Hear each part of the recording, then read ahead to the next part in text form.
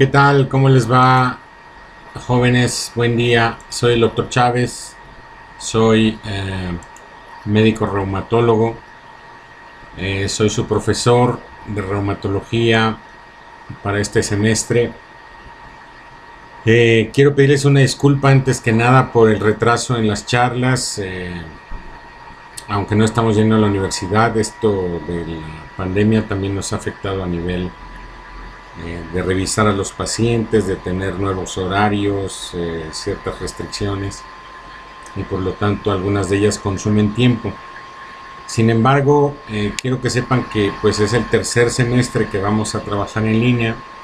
Ha funcionado bien los semestres anteriores y bueno, no tendría por qué ser la excepción.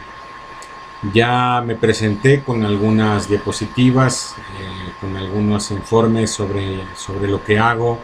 Soy reumatólogo, me gusta mucho lo que hago en la reumatología desde el punto de vista clínico. Creo que es una de las especialidades más completas. Y bueno, la idea es que en este semestre o en estos meses, que no llegan a ser 6, y ante todo por la ausencia de las prácticas, que es algo que nos ha pegado muy fuerte, podamos entender lo básico, lo primordial, lo esencial de la reumatología. Ya vimos una de las clases, es anamnesis en reumatología. Vamos a estar enviando estos videos grabados, creo que es la mejor fórmula. Ustedes lo pueden ver a la hora que gusten y después en el chat pueden enviar sus preguntas. Trataré de contestar a todos siempre que pueda. Y si no, como les digo, si no lo sé, lo puedo investigar o sé dónde poder buscarlo. Entonces, esta charla, que es muy interesante, no la había dado yo. Se las voy a dar a ustedes por primera vez. Es el abordaje del paciente con poliartritis. Y miren, las charlas, por favor, no se deben de compartir. Van a estar en el canal de Reumatología UAA. No son mías, son de la Sociedad Española de Reumatología, a la cual pertenezco, pero el plan se llama Plan Docente de Reumatología. Este es un plan para el pregrado en España y yo lo adopté por ser socio y tengo, bueno, de alguna manera la posibilidad de poder compartirlo con ustedes. Así es que no lo compartan, por favor. Pueden hacer capturas de pantalla, pero todo es para ustedes, es para que aprendamos sobre esto, que es un programa muy bueno, de muy alta calidad y bastante amigable, bastante entendible. Bueno, pues ¿cuál es la actitud ante una poliartritis de inicio? Ahí está el autor. Habrá algunas modificaciones que yo haya hecho a la charla o las modificaciones que surjan de mi experiencia, que también es algo que me gusta compartir con todos ustedes. ¿Y por qué las poliartritis como abordaje? Porque esto es muy frecuente en todas las patologías reumáticas y porque es una de las formas en las que se llegan a presentar los pacientes a nuestra consulta. Por lo tanto, es bueno saber cómo abordar una poliartritis.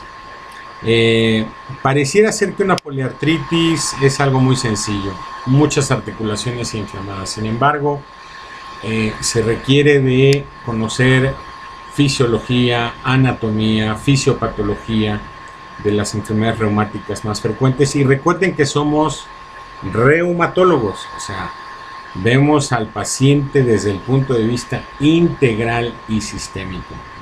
No tengo nada en contra de mis amigos los traumatólogos, pero el abordaje del traumatólogo es muy distinto al del reumatólogo. De hecho, el traumatólogo es un cirujano, como todos ustedes saben, y bueno, la mayor parte de los traumatólogos, cuando ven a un paciente con estas características, suelen deseablemente canalizarlo con el reumatólogo. Algunas consideraciones importantes en cuanto a terminología es que artralgia o artralgia solo representa dolor. Ya han escuchado ustedes artralgias o mioartralgias, músculo y articulación, mialgias, artralgias, pero no hay o no se identifica un evento inflamatorio dentro de la articulación, lo que vendría a cambiar el nombre a artritis, la existencia de inflamación articular. Y aquí vamos a entrar en un problema importante. ¿Cómo se detecta la artritis en una articulación? Pues si es una articulación muy grande, será muy fácil detectarla, pero si es una articulación pequeña, será muy difícil o generará dudas. Dividiremos a las artritis de acuerdo al número de articulaciones inflamadas en monoartritis, no requiere explicación, una sola, oligoartritis de 2 a 4 articulaciones y poliartritis cuando existe la afectación de más de 4 articulaciones. Esto es de 5 articulaciones en adelante. Los principios generales son una anamnesis cuidadosa y detallada. Para esto se requiere de un buen conocimiento clínico y anatómico, una exploración sistemática del aparato locomotor, se tiene que explorar todo y por todos los órganos, y un juicio clínico, que esto, bueno, pues ustedes están en el pregrado, pero se va adquiriendo a lo largo del tiempo, ¿no? Se va adquiriendo en los primeros años de práctica clínica. Esto es lo que nos va a orientar y nos va a hacer pensar en los distintos diagnósticos diferenciales.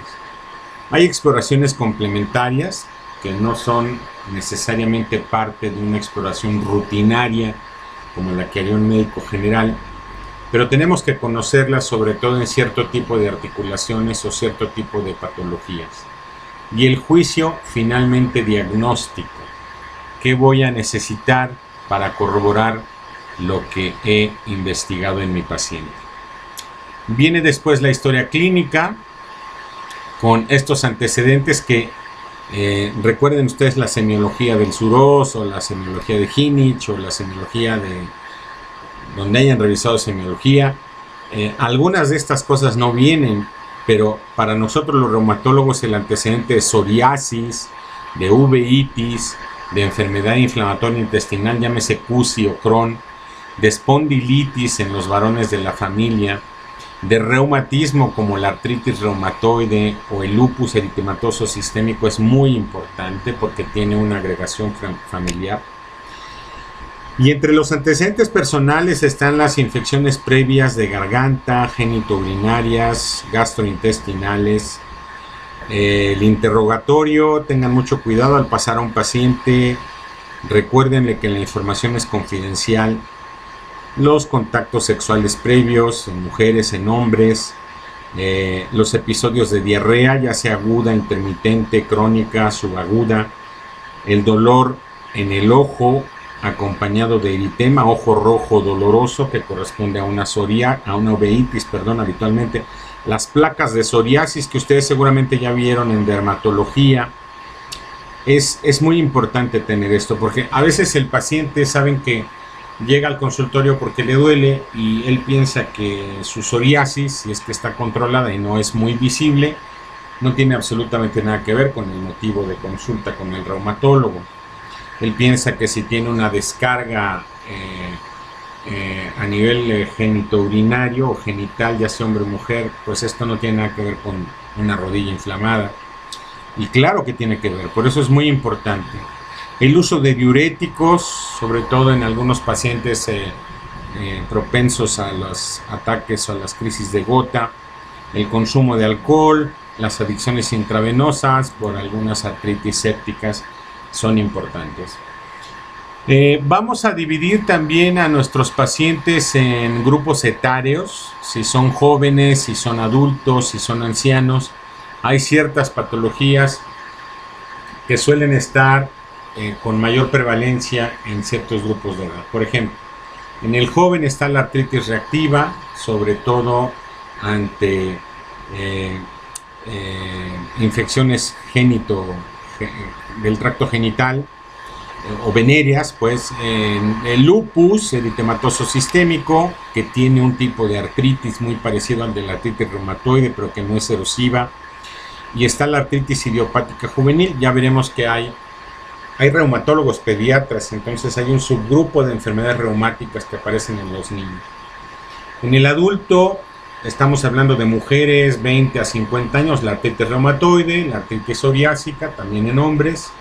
Y en el anciano, que ha habido varias definiciones, pero por la OMS y por convención, 60, 65 años para arriba, la artrosis, también conocida como osteoartritis o enfermedad articular degenerativa, y las artritis por cristales, sobre todo hidroxiapatita y pirofosfato cálcico. Divididos entre hombre y mujer, la mujer tiene mayor prevalencia de artritis reumatoide, de lupus, de artritis víricas como la rubiola o el parvovirus, la secundaria rubiola o el parvovirus B19 humano, ojo. Y en el hombre predomina la gota, la espondilitis anquilosante o las espondiloartropatías, la artritis psoriásica y la artritis reactiva. Ojo, predominio, no hay exclusividad. Podemos diferenciar también el dolor inflamatorio del dolor mecánico. La etiología en el caso del inflamatorio pues es, por ejemplo, una artritis reumatoide, una artritis infecciosa, séptica por tuberculosis, una artritis tumoral, que las hay. Y el dolor mecánico, que es muy distinto, es, por ejemplo, la enfermedad más frecuente en reumatología, que es la artrosis. Mejora con los síntomas el inflamatorio, el mecánico empeora. En reposo empeoran los síntomas en el inflamatorio, en el mecánico mejoran. Es cuando la gente mayor dice, en lo que empiezo a calentar, ya me siento mejor. La rigidez matutina del inflamatorio, más de 1 hora, del mecánico menos de 1 hora. El cansancio es frecuente en la inflamatoria, en el mecánico es mínimo, si el sistema cardiovascular está bien. Los síntomas sistémicos son frecuentes en el inflamatorio y ausentes en el dolor mecánico. La mejoría con corticoides es muy evidente en el inflamatorio y prácticamente es mínima o nula en el dolor mecánico.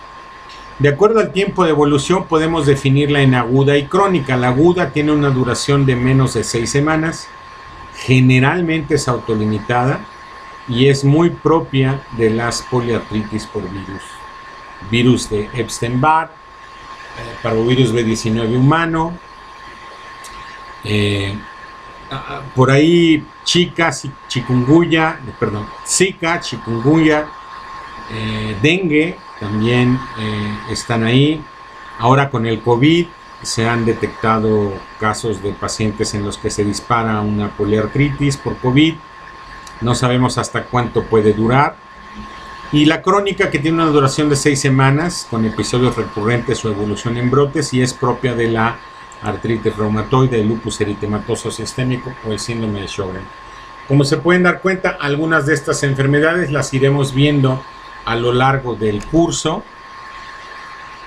una por una. Vamos a irlas disecando, vamos a irlas separando una por una. Según el curso clínico de la artritis, esta puede ser aditiva, en donde se afectan progresivamente más articulaciones sin haber desaparecido en las previas. Se supone que la artritis reumatoide es una poliartritis simétrica y aditiva, aunque también la poliartrosis puede tener ese patrón. La migratoria, cuando desaparece en una y aparece en otra, y así sucesivamente. No hay periodos asintomáticos en las artritis, por ejemplo, Neisseria gonorrea o la fiebre reumática. Recuerden, fiebre reumática en niños y adolescentes, no en adultos, por favor. Ya veremos en los estudios por qué no en adultos. Tiene que ver con las antiestreptolicinas famosas, pero tómenlo ahora como un hecho, no en adultos. Y la intermitente, que son episodios inflamatorios que alternan con periodos libres de síntomas. Por ejemplo, las artritis por microcristales, hidroxiapatita, pirofosfato cálcico, la de la fiebre mediterránea familiar, o una cosa que se llama reumatismo palindrómico, que es un reumatismo que finalmente en muchos casos se convierte o evoluciona en artritis reumatoide. Según la localización de las poliartritis, pueden ser simétricas, este es el patrón en A, acuérdense como el homúnculo. Esto es en A, estas son las articulaciones inflamadas, simétricas, esto es muy típico de la artritis reumatoide. En B, la asimétrica. En C, la asimétrica, pero de miembros inferiores. En D, el patrón de la espondilitis anquilosante, que afecta la columna, el esqueleto axial. Espóndilo quiere decir vértebra. Y el de la poliartrosis, que puede afectar a estas articulaciones interfalángicas distales y a las interfalángicas proximales. A nivel de las manos, la artrosis, ahí está, interfalángicas distales abultadas, esto es hueso, se puede palpar, son los famosos nódulos de Heberden. Y a nivel de las interfalángicas proximales, los famosos nódulos de Bouchard. En el caso de la artritis psoriásica, se afecta más esta zona, interfalángica distal, interfalángica proximal, metacarpofalángica, base del pulgar, muñeca. Y en el caso de la artritis reumatoide, las interfalángicas proximales, noten cómo respeta a las interfalángicas distales, metacarpofalángicas, donde suele hacer mucho daño, y la muñeca.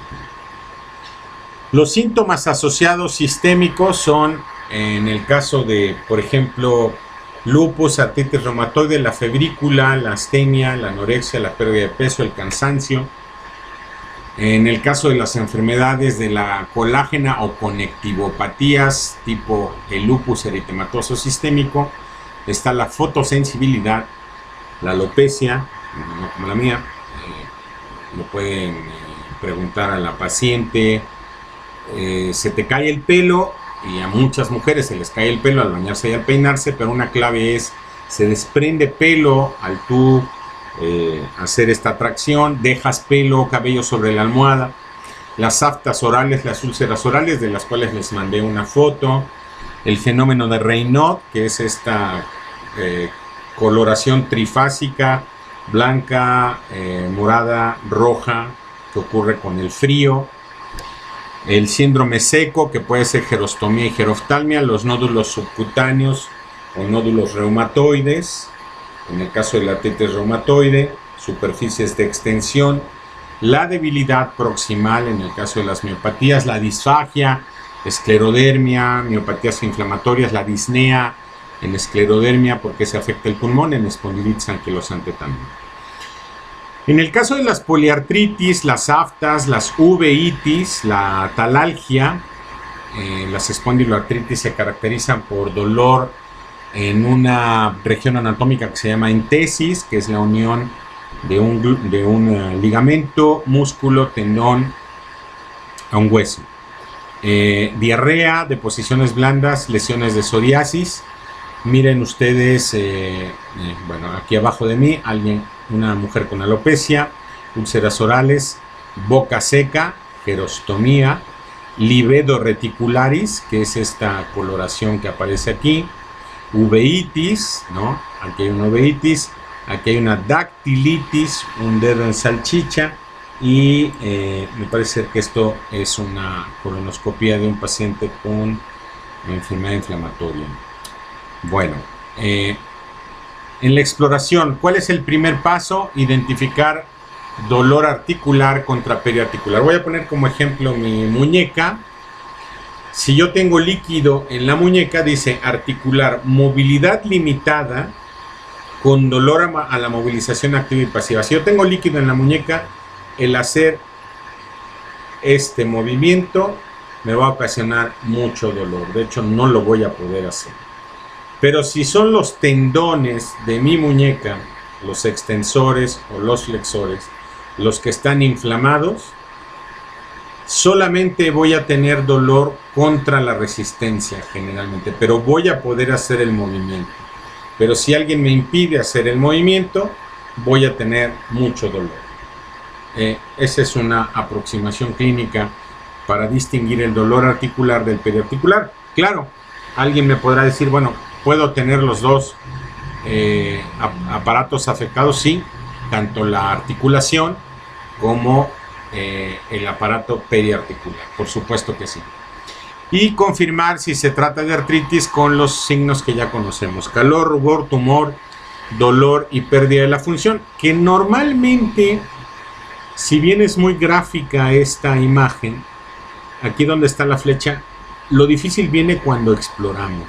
Cuando exploramos viene esta parte que es realmente difícil y no podemos saber a ciencia cierta si el paciente tiene o no artritis, pero ya veremos de qué nos podemos ayudar. Sin embargo, bueno, pues somos médicos, tenemos que revisar, explorar a nuestros pacientes.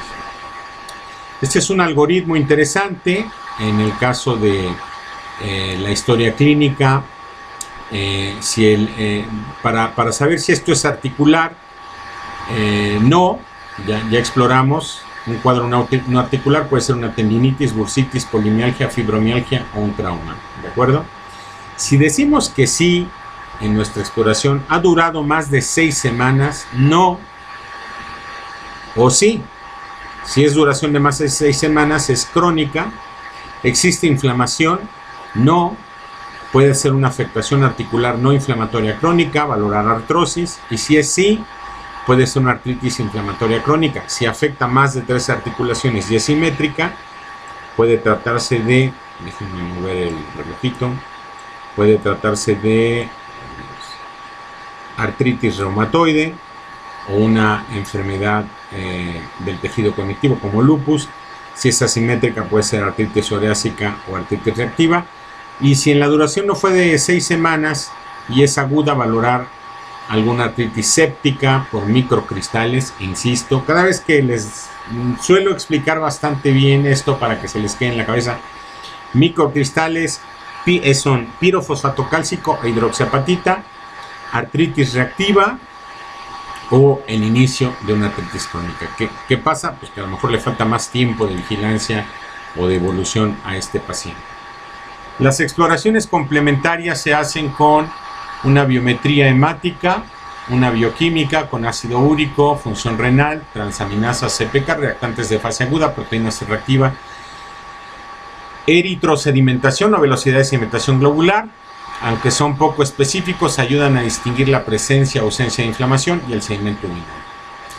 En el caso de la inmunología, podemos obtener factor reumatoide, anticuerpos antinucleares y anticuerpos contra el péptido citrullinado cíclico. Ya lo veremos en el caso de cada enfermedad en particular. Solo baste recordar que para la artritis reumatoide obligatoriamente tenemos que pedir factor reumatoide y anticuerpos contra el péptido cíclico citrulinado ante su sospecha. En algunos casos, si la distinción o el diagnóstico diferencial es contra lupus, tenemos que pedir anticuerpos antinucleares. Pero la clínica es mandatoria. La clínica es la que ayuda en el 90% de los casos, podría yo decirles, a llegar a un diagnóstico preciso. El HLA-B27 se pide ante la sospecha de espondiloartropatía. Recuerden, espondilovértebra, como el caso que les mandé hoy, que contestó muy bien su compañero. Un paciente con sacroilitis y con B27 positivo. Y hay algunas otras proteínas que funcionan como reactantes de fase aguda, el fibrinógeno, la aptoglobina, la ferritina, la albúmina y la transferrina, pero no siempre se solicitan. Cuando sospechemos que la artritis es reactiva a un proceso infeccioso, habrá que pedir anticuerpos o cultivos contra Salmonella, Shigella, Campylobacter, Yersinia o cultivos de genitourinarios de secreción o de una toma uretral de clamidia, ¿no? Tricomonas. Cuando podamos obtener líquido sinovial, háganme el favor, es lamentable que muchos médicos de todas las especialidades, bueno, los reumatólogos no, tiran el líquido. No, lo veo transparente, lo veo bien, por favor no lo hagan. A ustedes no les va a costar absolutamente nada, el paciente es el que cubre eso, el hospital es el que cubre eso. Lo único que tienen que hacer es rotularlo, mandarlo al laboratorio. Siempre es útil en el análisis de líquido sinovial, buscando cristales y un cultivo, sobre todo cuando se sospecha artritis séptica. Recuerden que pueden tomar capturas de pantalla y estas son las características del líquido sinovial de acuerdo a si es normal, si es no inflamatorio, si es inflamatorio, si es séptico, si es hemorrágico, su aspecto, su color, su viscosidad, los leucocitos que nos van a reportar, la presencia de polimorfonucleares y el azúcar.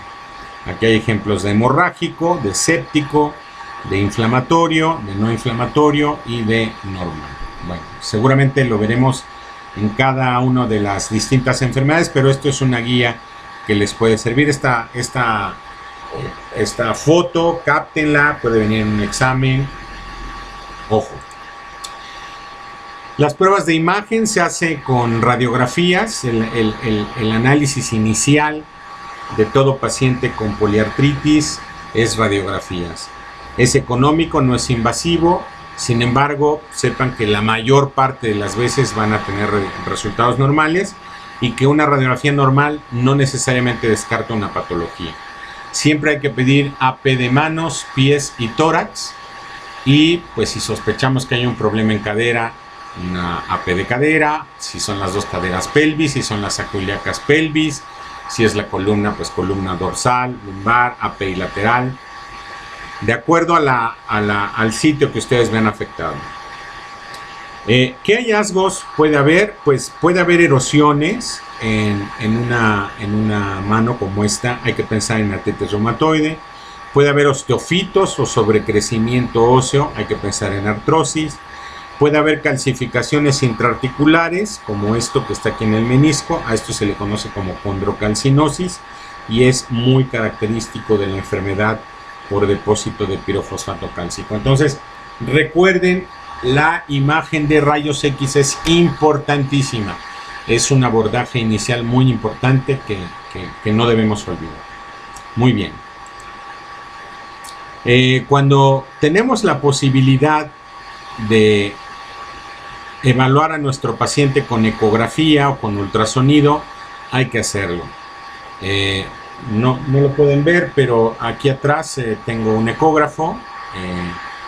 Algunos de ustedes me imagino que ya conocen mi consultorio. Tengo un ultrasonido con el que puedo corroborar lo que exploré clínicamente con un estudio de ecografía. Así que puedo ver estas imágenes que ven ustedes aquí, donde hay líquido que se ve negro, donde hay sinovitis, donde hay una señal de Doppler en el tejido inflamatorio. Permite confirmar o descartar sinovitis. Esto sí, cuando yo reviso esta articulación y tengo duda, hasta el reumatólogo más experimentado puede dudar, pongo el ecógrafo y ahí me sale que tiene líquido, no hay duda de eso. Determina el engrosamiento sinovial, el flujo vascular o el derrame, aquí está, y puede estudiar las estructuras periarticulares como tendones, ligamentos, nervio, cápsulas articulares, músculo. Es una maravilla la ecografía, ya lo veremos. Los que estuvieron en el taller donde hablé de tejidos blandos recordarán que es una verdadera maravilla tener un ecógrafo. Ojalá que todos los médicos, rehabilitólogos, traumatólogos, reumatólogos del deporte tuvieran esto. No a todo el mundo le interesa, pero es una herramienta muy útil. Otras pruebas, la tomografía computarizada y la resonancia magnética ante sospechas clínicas fundadas. ¿Qué quiere decir? Tomografía computarizada de alta resolución, daño pulmonar. Recuérdense ustedes que vemos pacientes sistémicos. Podemos ver una vasculitis que tiene daño renal, pues le pido una tomografía. Daño pulmonar, perdón, una tomografía. Puedo pensar en una necrosis avascular por el uso de esteroides, le pido una resonancia magnética. Muy bien. Pasemos a algunas situaciones clínicas, ya con un poco más de aterrizaje. Déjenme ver esta cosa. Okay. Bueno, la artritis reumatoide, ya lo veremos más adelante, es típica de mujeres, poliartritis simétrica y aditiva, afecta a las interfalángicas proximales, a las metacarpofalángicas y a las metatarsofalancas, así como a las rodillas. Es bilateral, es simétrica.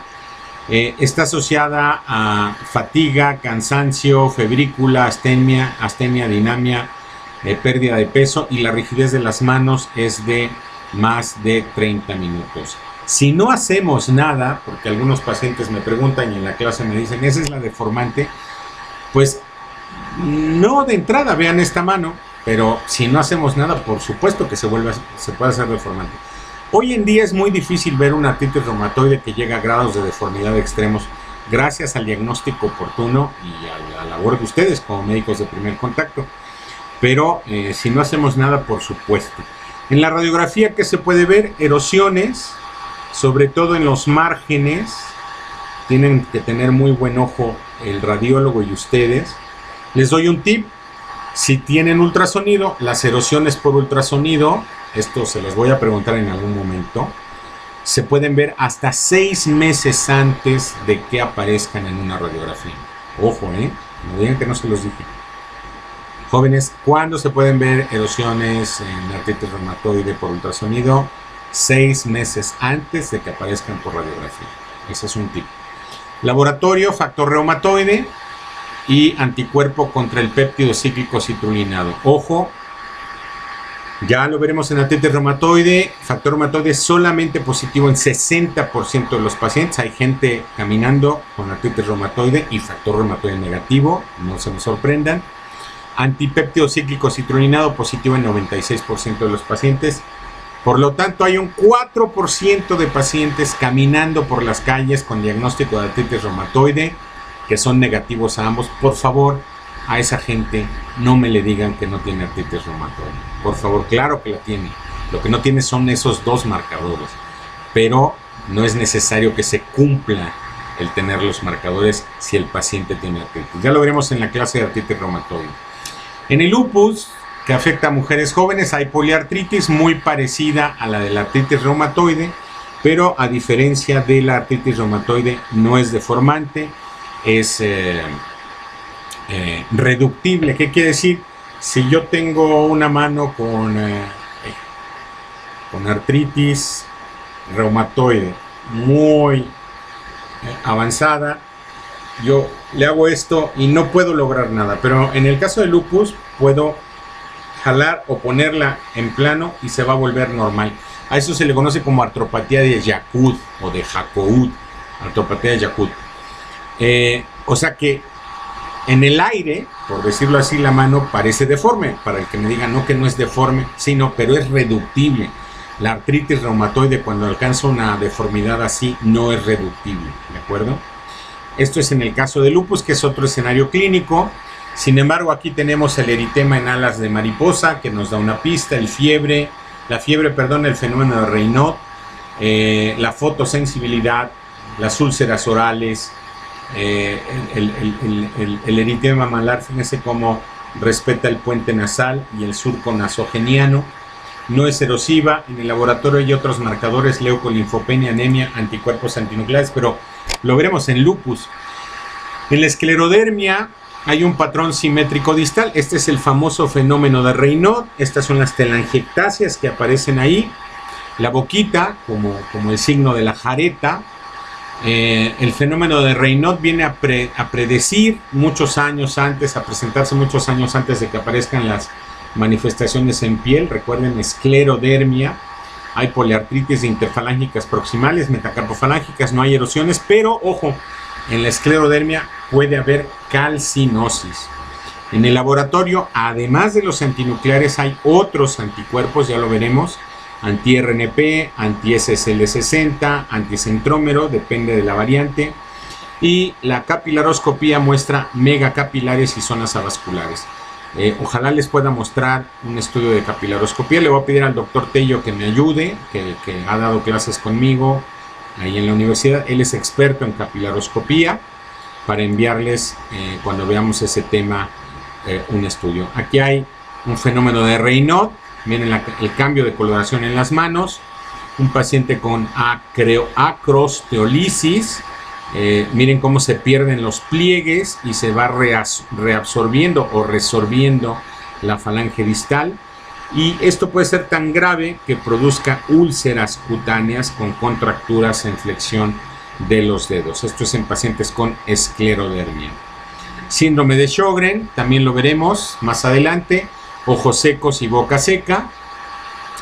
Aquí el patrón es simétrico distal. Hay poliartritis de manos. No es deformante. Se asocia a ojos secos. Esta es la prueba de Schirmer. A boca seca, donde se puede hacer un gamagrama de glándulas salivales. La radiografía no es erosiva y típicamente los pacientes con síndrome de Sjögren tienen factor reumatoide y anticuerpos antinucleares positivos a títulos elevados. Cuando se hace una biopsia de glándula salival menor, se manda a patología y se obtiene el diagnóstico. Patrón asimétrico de miembros inferiores. Esto es común en la espondiloartritis. Recuerden, espondilitis anquilosante, que se asocia a lumbalgia inflamatoria, como el caso que les mandé hoy, talalgia por dolor en la centesis. ¿Qué duele en el talón? La fascitis plantar. Esto que está aquí abajo, donde estoy señalando, la fascia plantar, aquí abajo. También duele el tendón de Aquiles, se engruesa, se engruesa. Y puede haber líquido en las articulaciones que puede extraerse mediante la guía de un ultrasonido. Esas son las centesitis. Y como los mencioné en el paciente de hoy, el HLA-B27 positivo, sacroileitis en la radiografía, la foto que les mandé está genial, me gustó mucho, y afectación periférica con oligo o poliartritis de miembros inferiores.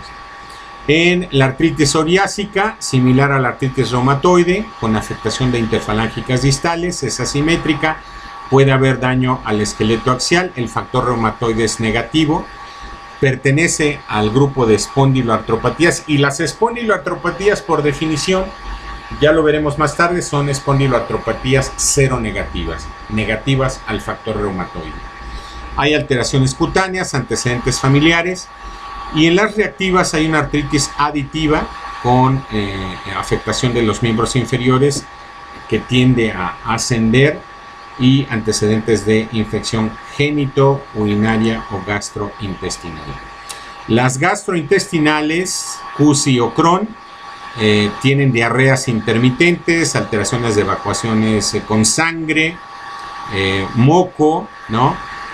Son oligoarticulares y afectan el esqueleto axial.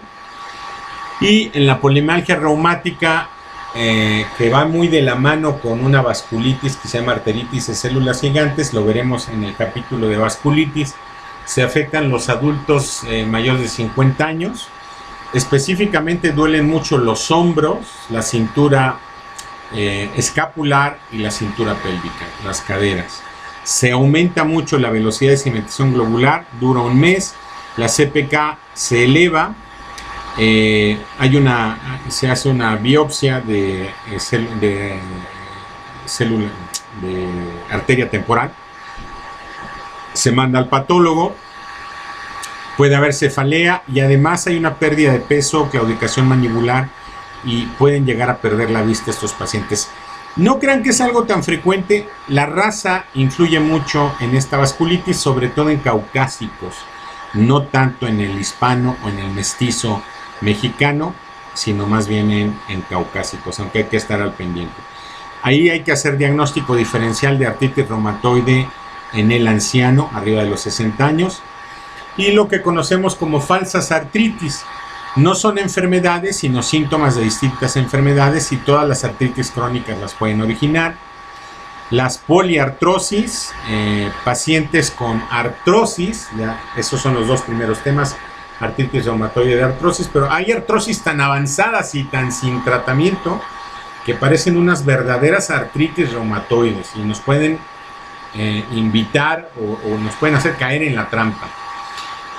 La risartrosis, de una vez algunos términos, la base del pulgar, risartrosis, gonartrosis, rodilla, artrosis de rodilla, coxartrosis, cadera, artrosis de la cadera. Y en el hipotiroidismo, sobre todo en el no controlado, puede haber derrames articulares en manos, pies, rodillas, más síndrome del túnel del carpo. Evidentemente, cuando ustedes reconozcan a un paciente con estas características, derívenlo a reumatología. Recomiéndele tener un reposo relativo, usar indometacina, diclofenac con naproxeno, si fuera necesario con un protector gástrico, un AINE. Si sospechan que esto puede ser séptico, denle antibióticos, pero ojo, no le den antibióticos esperando que se cure, sino ante la urgencia de darle antibióticos para que este paciente llegue a un hospital o con un reumatólogo. De una vez se los adelanto, sospecha de artritis séptica, a reserva de confirmarlo, es antibiótico-terapia intravenosa, no es dicloxacilina oral. Le puedes dar oral, pero con la idea de que llegue a un hospital y se le pase intravenosa. Artritis séptica, terapia intravenosa y muy probablemente interconsulta con el cirujano, ¿vale? Si se sospecha de artritis por cristales, podemos dar gota o pseudogota, podemos dar colchicina, no más de 1 miligramo, porque los pacientes pueden tener diarrea, y valorar su ingreso al hospital ante fiebre, ante sospecha de neoplasia subyacente, ante sospecha de origen séptico o ante un ataque al estado general muy importante. Los mensajes claves de esta charla, que espero que les haya gustado, es una historia clínica detallada con exploración física muy detenida. Los que hayan rotado conmigo o los que sepan de alguien que rotó conmigo o los que en algún momento vayan a rotar conmigo cuando esto se pueda. Hacemos exploraciones generales, somos reumatólogos, somos internistas, necesitamos abrir la boca, tomar la presión, todo, y después irnos a las articulaciones y después irnos al ultrasonido, ¿de acuerdo? Que es clave.